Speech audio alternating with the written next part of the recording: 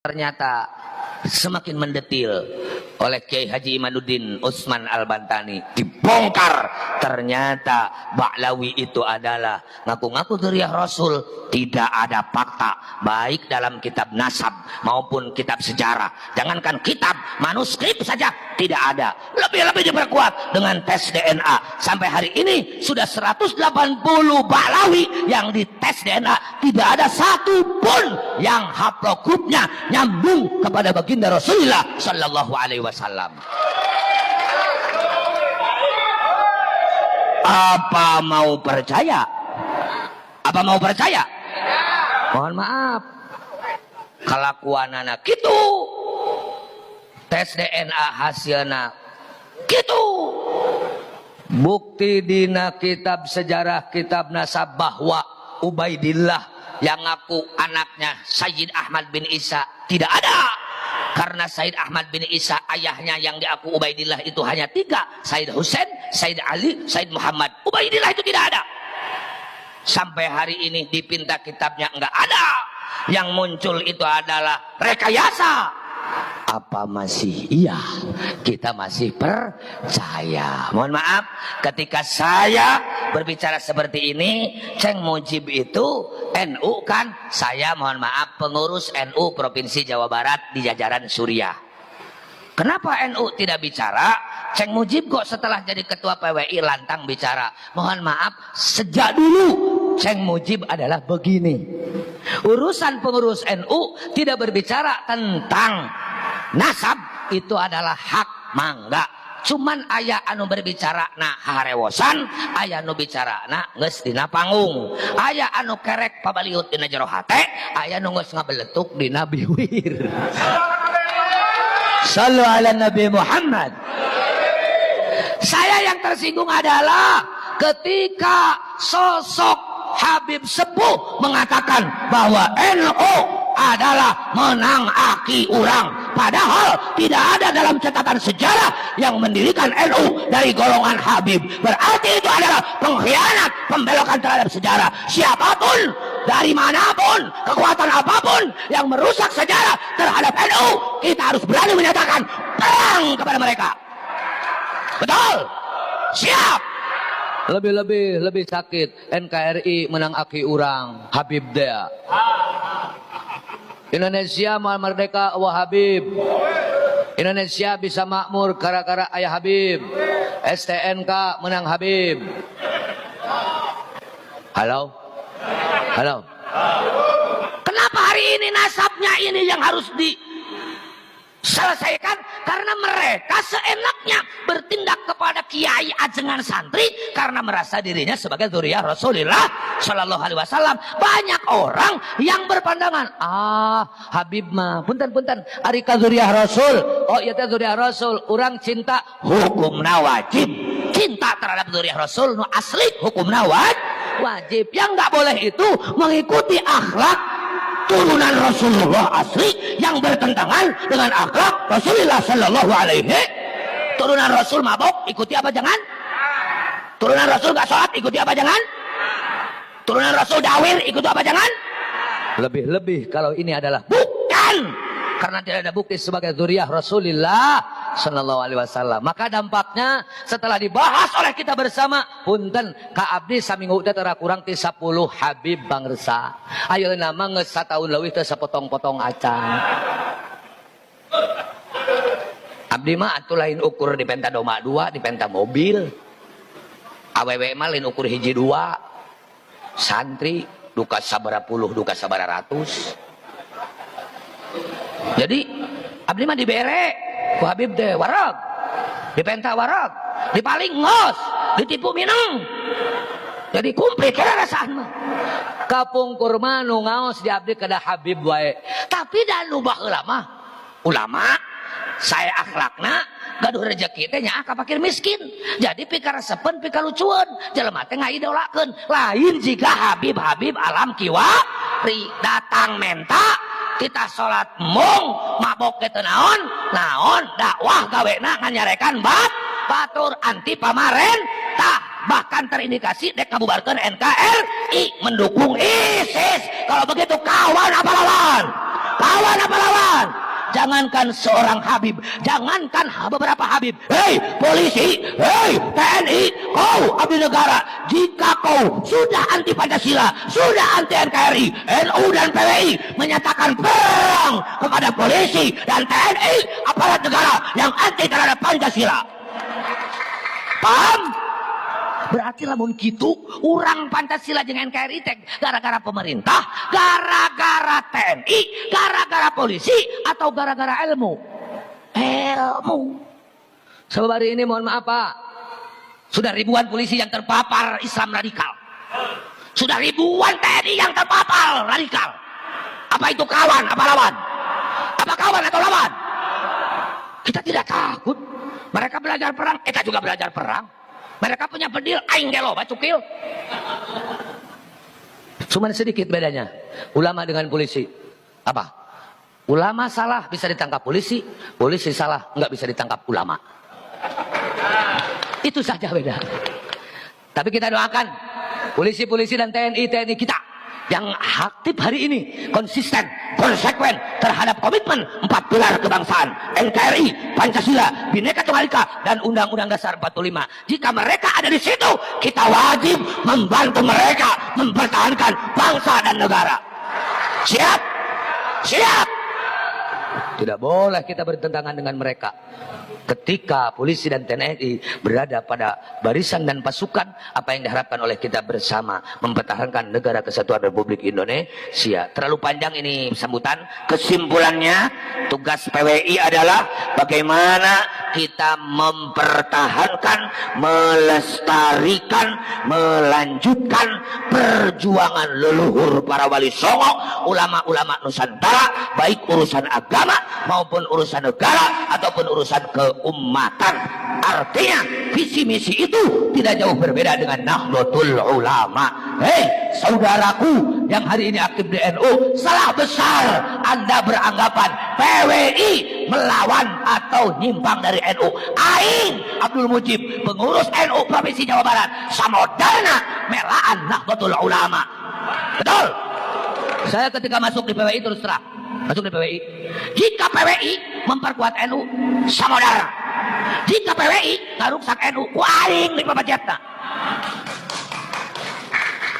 Saya ngomong di depan ketua umum, kebetulan dengan ketua umum, mulai ayahnya, beliau Profesor Dr. Haji Badasim dengan ayah saya itu adalah sahabat karib, sering diundang. Kemudian juga anaknya sekarang Dr.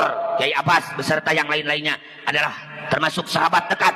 Maka ketika di PWI ada beliau, saya tetap menyampaikan. Begitu saya disuruh menjadi ketua PWI Jawa Barat, saya menyampaikan, jika PWI ini mau memperkuat visi misi Nahdlatul Ulama, ayo bersama-sama, saudara.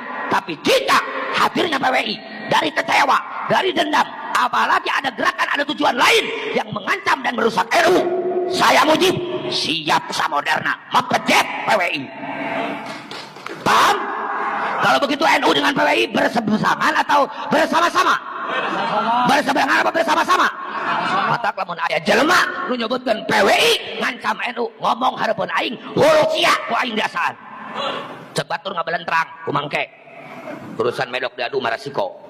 Nu penting ulah ngeok memeh dipacok. Makanya mohon maaf pengurus-pengurus PWI yang ada di luar mau melakukan kegiatan seperti Sukabumi, seperti Bogor, Cianjur, kemudian kabupaten-kabupaten yang lainnya yang serupa mau melaksanakan kegiatan seperti ini, maju terus. Jangan hiraukan orang yang menghalang, jangan biarkan mereka-mereka yang selalu berbicara membela agama tapi mengancam keutuhan berbangsa dan bernegara. Kita lawan, kita hadapi dengan resiko apapun. Insyaallah taala dengan lillahi taala berjuang di PWI, kita akan senantiasa mendapatkan pertolongan Allah Subhanahu wa taala, karomah para wali, barokah para ulama akan kita terima bersama. Doakan saya, walaupun ya saur pangrasati dia mah ketua PWI Jawa Barat teh awakna mah leutik cek sim guring tapi teu gede. Ari sim guring mah kieu awak leutik parabok sok bisi aya nu dek nyobaan gitu. Insyaallah leutik-leutik ge teh teu gede tapi melaan agama melaan ulama jeung melaan negara insyaallah hayang nepikeun ka sapaehna. Luar biasa. Simkuring punten. Ngaji di hiji tempat dicarek ngomong NU. Di sini kiai jangan ngomong NU kunaon. Di dieu mah teu bareukeun. Oh, lamun teu bareukeun maka kumaha bakal riweuh. Cek simkuring lamun kitu riweuhkeun sakalian. Kiai beres ngaji balik panitia watir bakal aya nu nyerbu. Moal balik dek maturan panitia. Lain kitu. Kayak balik bisa nu megat pegat deui paing di dieu mah cenah loba tukang teluh maksudna kompor sok kana beuteung tong kompor hawo paing didaguan sok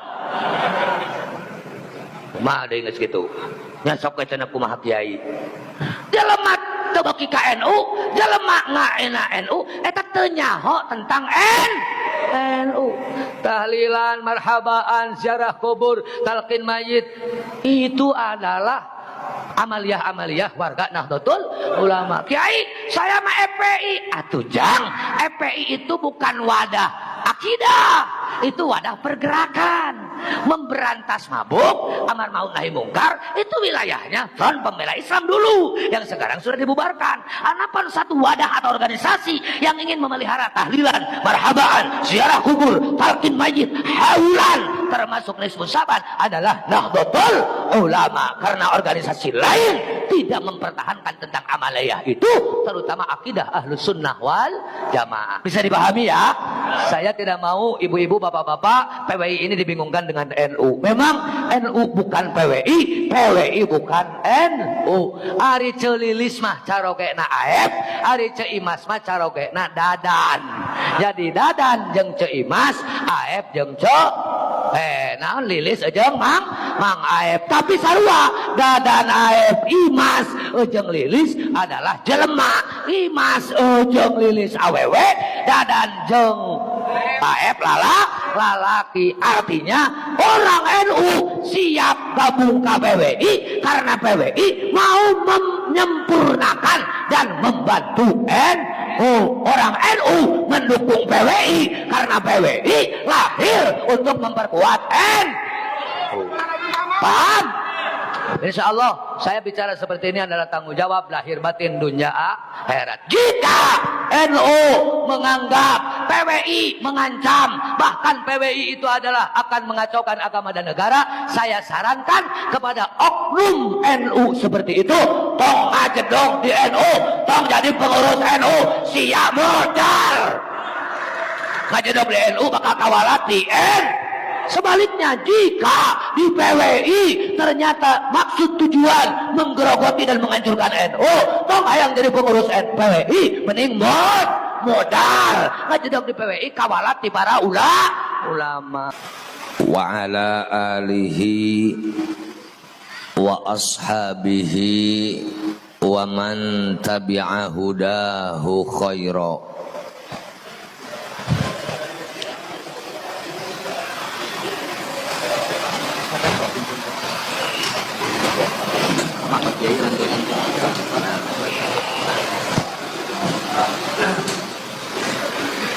Amma ba'du, qala Allah ta'ala fil Qur'anil Karim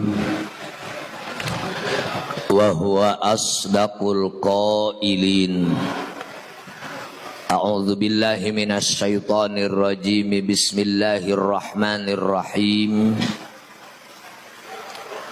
Ya ayyuhalladzina amanu taqullaha wa kunu ma'as shadiqin.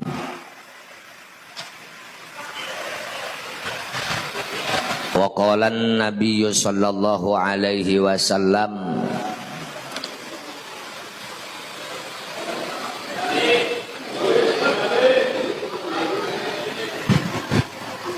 al-ulama'u qadatun. Rabbi shrah li sadri wa yassir li amri wahlul 'uqdatam min lisani yafqahu qawli. Allahumma fassalli wa sallim wa barik ala sayyidina Muhammad wa ala ali sayyidina Muhammad. Hadratal mukarramin wal muhtaramin, para alim, para kiai, para kasepuhan, para tokoh yang saya hormati dan saya muliakan, dan yang sangat ditunggu-tunggu doa dan barokahnya.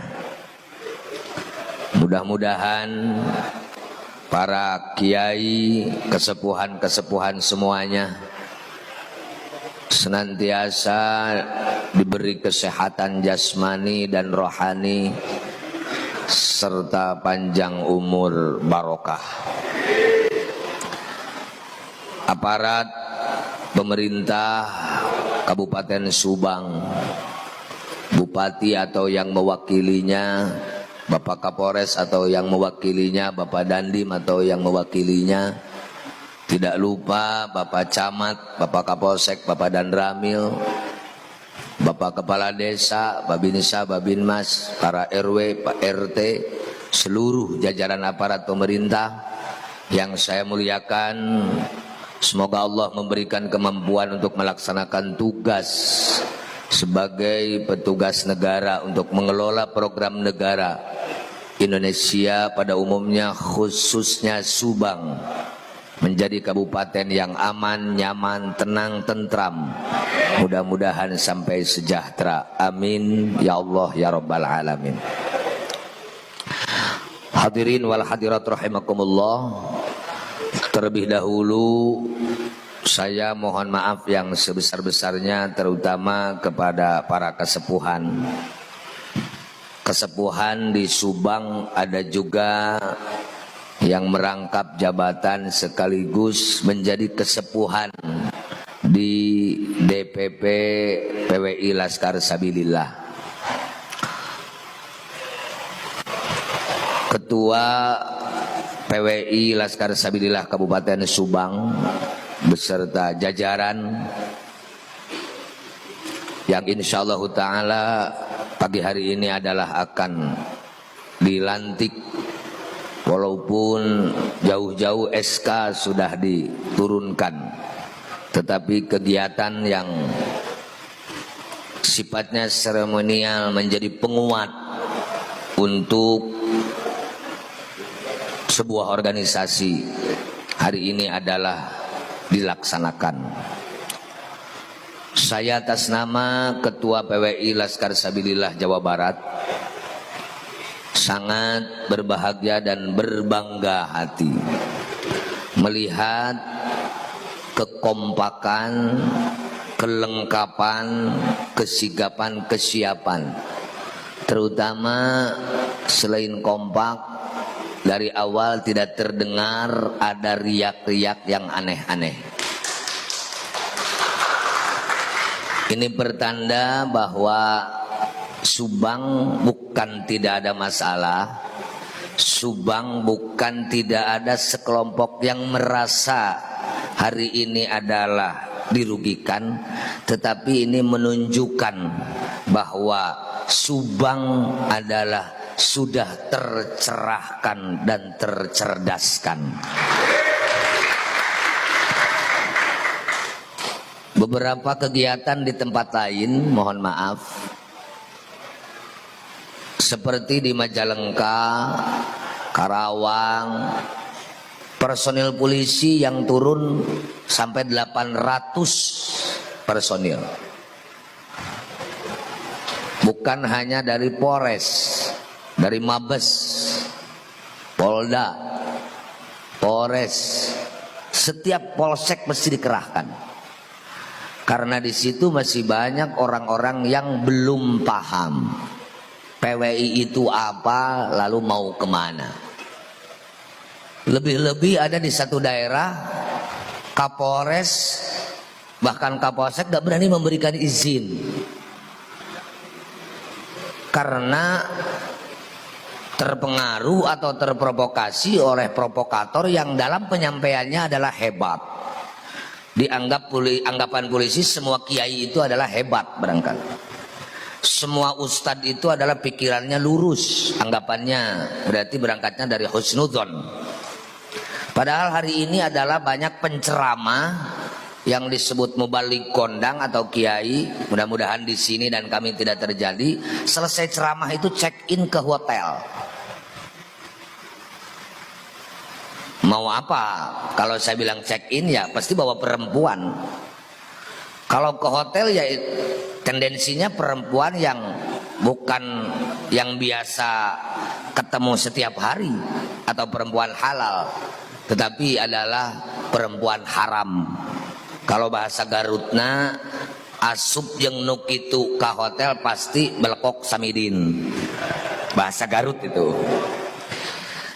Kalau seorang mubalig atau ustadz atau ajengan sudah seperti itu perilakunya, saya yakin di dalam pikirannya adalah banyak pikiran-pikiran yang bergerak, bertindak, bersikap bukan untuk kepentingan agama, bangsa dan negara, tetapi cenderung untuk kepentingan pribadi. Insyaallah ta'ala PWI atau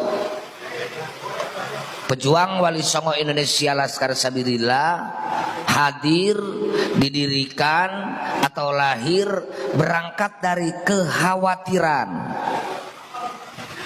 Khawatir apa? Ada gerakan-gerakan separatisme yang mengancam kehidupan berbangsa dan bernegara. Yang mendirikan PWI itu adalah 99,99 adalah para pejuang dan kader NU. Makanya jangan aneh kenapa yang menjadi pengurus PWI adalah pengurus NU, pejuang PNI adalah pejuang NU. Ketika berbicara NU sudah tidak usah diragukan lagi, selalu membawa visi misi tugas ulama, di mana tugas ulama itu adalah satu, himayatuddin, yang kedua adalah himayatud daulah, yang ketiga adalah himayatul ummah. Ketika berbicara himayatuddin, ulama Nusantara, leluhur kita, pejuang kita adalah menjaga agama Islam.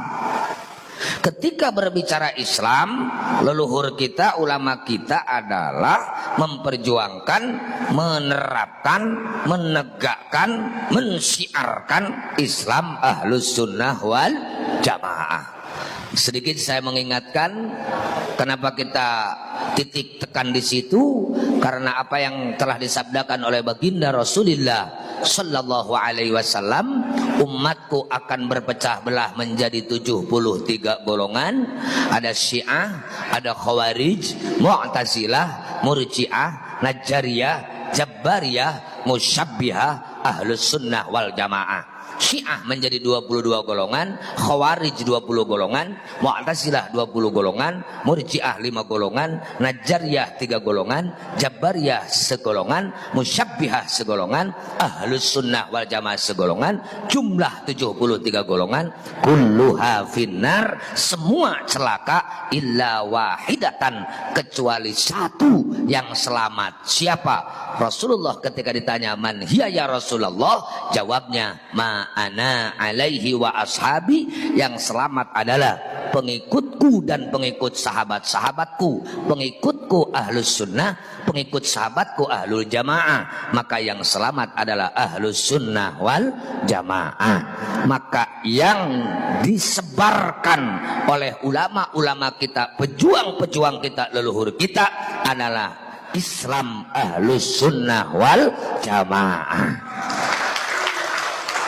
Ketika berbicara ahli sunnah wal jamaah, mohon maaf, karena ini pun adalah banyak yang mengklaim ada pengikut Nabi, sahabat Nabi yang dasarnya hanya Quran dan hadis, itu adalah wadah organisasinya Persis, organisasi yang lahir tahun 1923. Ada pengikut Nabi, sahabat Nabi yang dasarnya 3, 1 Quran, 2 hadis, 3 ijtihad.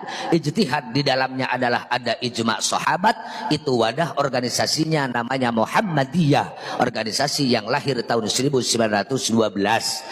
Kita yang disebarkan oleh ulama-ulama Nusantara adalah pengikut Nabi, sahabat Nabi yang dasarnya 4, 1 Quran, 2 hadis, 3 ijma' dan qiyas, yang itu semua adalah dilestarikan dan dipertahankan oleh sebuah wadah yang namanya Nahdlatul Ulama, disingkat NU, yang lahir tahun 1926.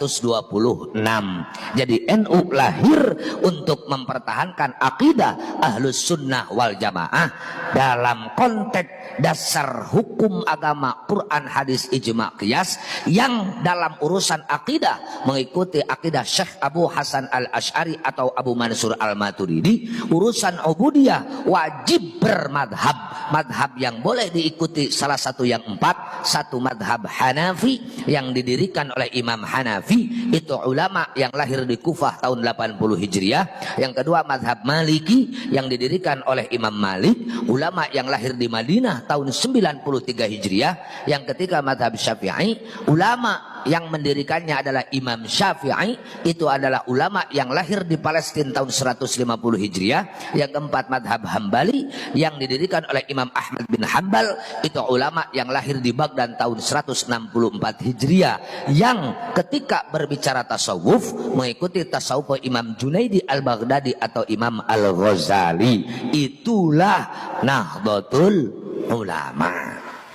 Yang kedua himayatud daulah, berbicara menjaga negara, karena ulama selalu punya prinsip bagaimana agar ilmu atau kita melaksanakan tugas dari Allah ini adalah bisa berjalan dengan baik. Leluhur-leluhur kita mengajarkan kepada kita prinsip ilmu yang diikuti adalah al-ilmu alladzi yusahhihul aqidah, ilmu yang bisa membawa manusia berakidah yang benar. Yang kedua al-ilmu alladzi yusahhihul ibadah, ilmu yang bisa membawa manusia ibadah yang benar. Yang ketiga al-ilmu alladzi yuslihul qalba, ilmu yang bisa membawa manusia hatinya benar, hatinya bersih. Ilmu akidah namanya ilmu tauhid, ilmu ubudiyah namanya ilmu fiqih, ilmu tasawuf, ilmu hati, ilmu adalah namanya ilmu tasawuf. Ulama berpikir bagaimana agar semua ini dijalankan dengan baik, maka harus punya tempat yang baik. Bagaimana akan bisa mengamalkan ajaran yang baik jika tempatnya itu tidak dalam keadaan aman? Maka ulama ketika bicara agama pasti berbicara negara. Lebih-lebih kalau ngutip salah satu konsep yang disampaikan oleh Imam Ghazali, al-mulku wad-dinu tau'amani, kekuasaan dengan agama adalah 2 saudara kembar. Sabeda-beda na oke nu kembar pasti seueur sami na daripada beda na. Sabab nu kembar mah beda jasad, saadonan sapabrik, bijilna tidinya nyieuna bareng, otomatis lahirna sok sanajan sirah 2 seueur samina saeutik beda-bedana. Ketika berbicara negara, ulama karena Indonesia ini adalah mayoritas mengikut madhab Syafi'i, maka konsep Imam Syafi'i yang dipakai. Di mana konsep negara kata Imam Syafi'i ada Darul Islam, ada Darus Salam, ada Darul Harbi. Ketika menjadi Darul Islam, negara yang berpedoman kepada Al-Quran, ulama membaca situasi dan kondisi. Apakah kawan kita yang agamanya bukan Islam atau non-Muslim menerima atau tidak terhadap pedoman kita jika Indonesia dipaksakan dengan itu? Karena Indonesia tingkat heterogenitas dan pluralitasnya sangat tinggi, ribuan budaya, ribuan suku, ribuan bahasa, ribuan agama, ribuan keyakinan, ratusan agama, maka nampaknya kata ulama jika dipaksakan ini akan terjadi huru-hara, perang tidak akan selesai.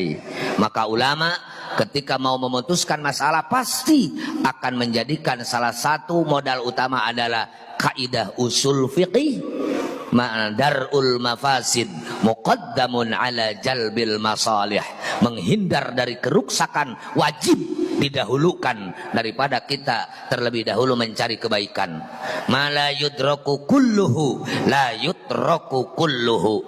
Hayang masa 10 ayat 7 ge lumayan. Inginnya mendirikan syariat Islam, tapi jika terjadi peperangan, yang penting bagaimana kita selaku umat Islam melaksanakan ajaran Islam tidak diganggu oleh kawan kita sebangsa setanah air yang non muslim.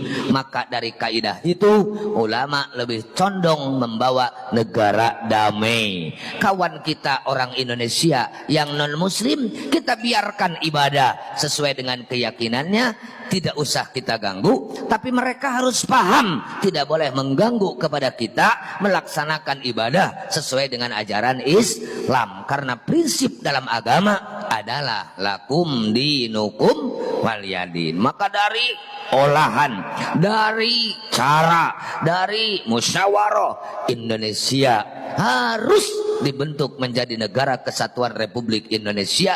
Tidak usah dipaksakan dasar negara salah satu golongan, salah satu agama. Karena komprehensif, karena masyarakatnya macam-macam, harus ada sebuah pedoman atau ideologi negara yang bisa diterima oleh semua agama, bisa diterima oleh semua golongan, bisa diterima oleh semua kekuatan. Tetapi ideologi itu jangan sekali-kali menentang kepada Al-Quranul Karim selaku pedoman rakyat Indonesia paling banyak, yakni yang beragama Islam. Maka digodoklah ideologi negara, lahirlah Pancasila. Kenapa Pancasila isinya tidak menentang kepada Al-Quran? Padahal itu adalah bukan Al-Quran.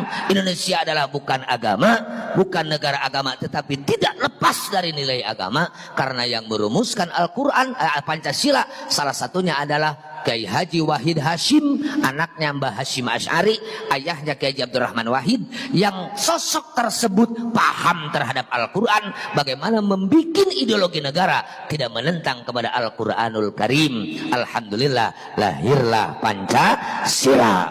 Maka Pancasila adalah sebuah ideologi negara yang menjadi kemenangan besar bagi kita selaku rakyat Indonesia yang beragama Islam. Alhamdulillah. Maka dari situ ulama mengajak kita, mengajarkan kita tidak usah repot-repot untuk Indonesia, sudah saja negara kesatuan Republik Indonesia. Karena yang melegalkan sebuah wadah organisasi ulama adalah NU, maka bagi NU NKRI harga mati. Ini terkait dengan negara. Yang ketiga terkait dengan himayatul ummah, menjaga umat. Bagaimana agar umat hidupnya nyaman? Bagaimana agar rakyat selamat di dunia, raos akhirat selamat? Maka ulama berpikir selamatkan negara. Selamat negara, selamat agama. Kacau negara, kacau agama.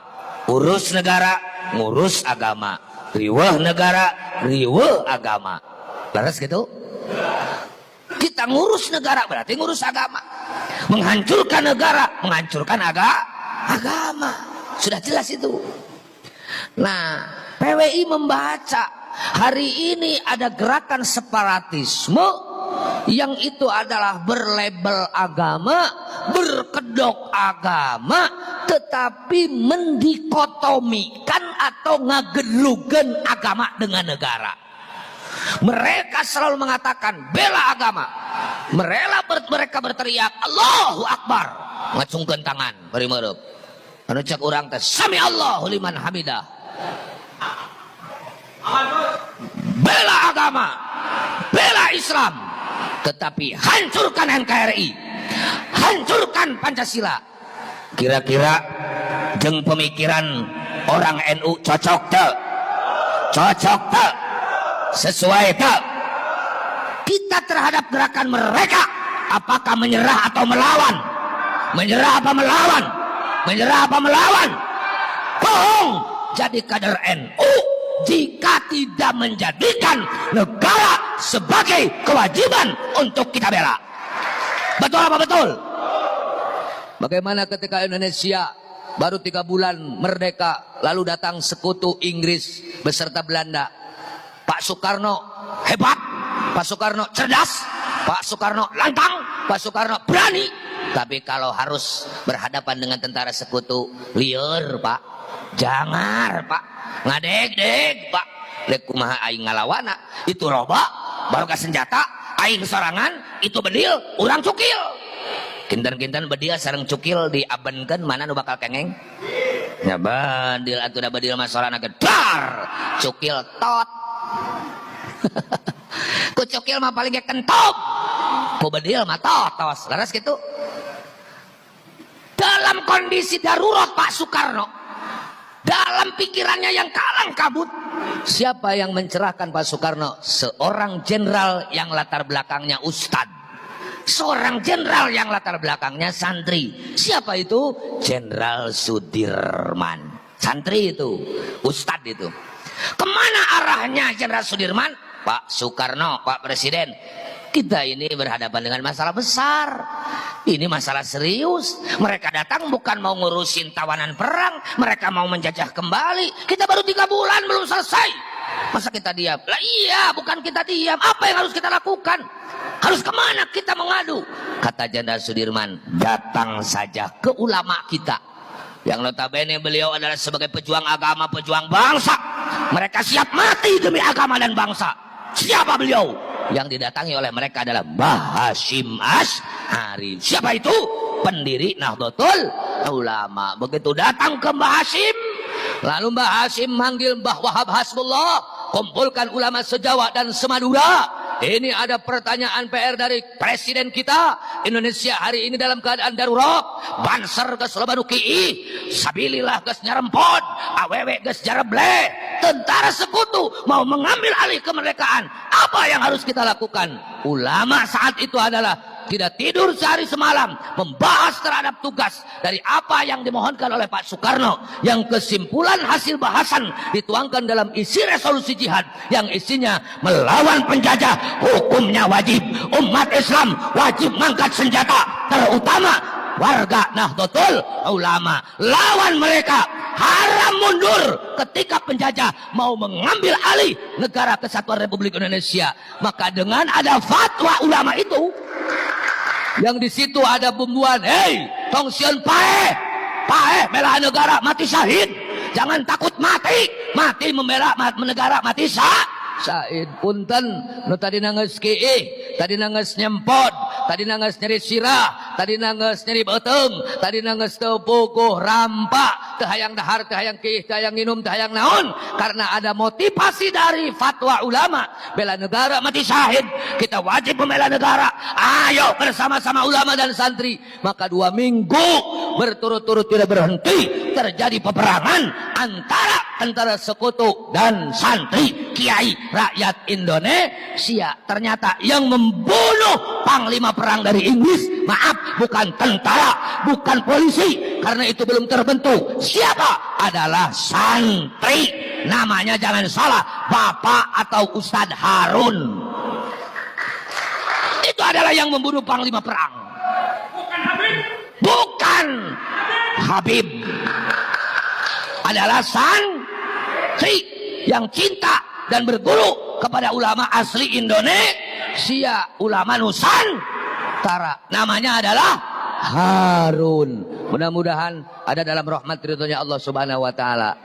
Kalau begitu santri hebat apa tidak? Kalau begitu ulama berperan apa tidak?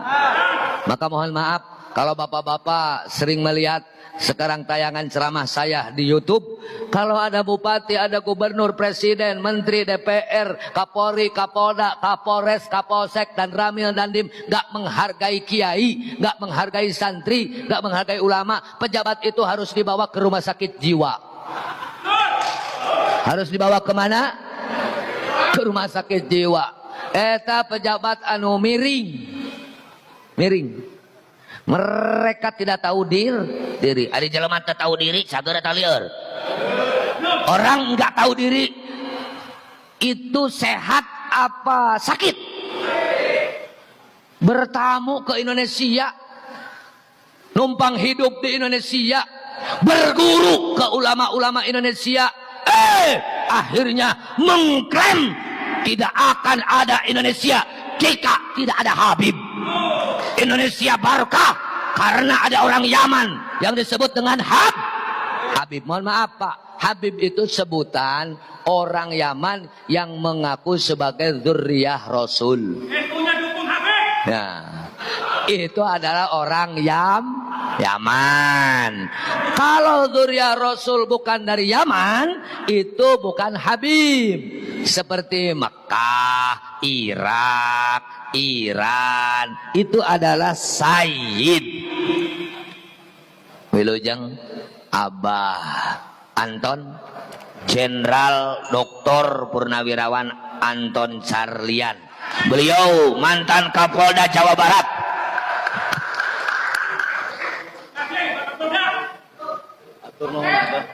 Saya ikut mendukung Habib.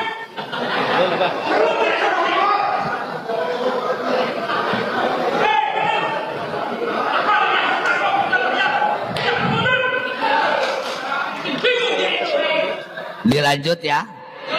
Beliau di PWI Jabar jajaran kesepuhan. Alhamdulillah.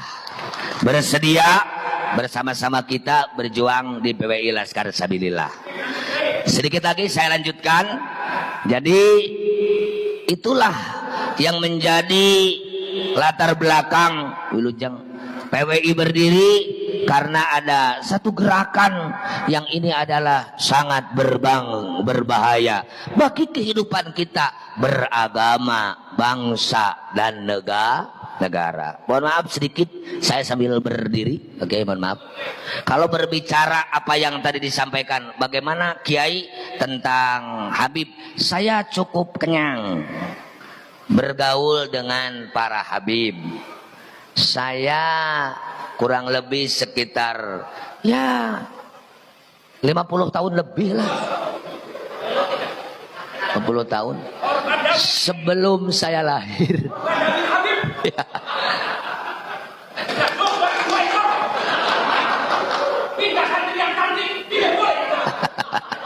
Ya. Beliau kecewa karena salah satunya korban dawir.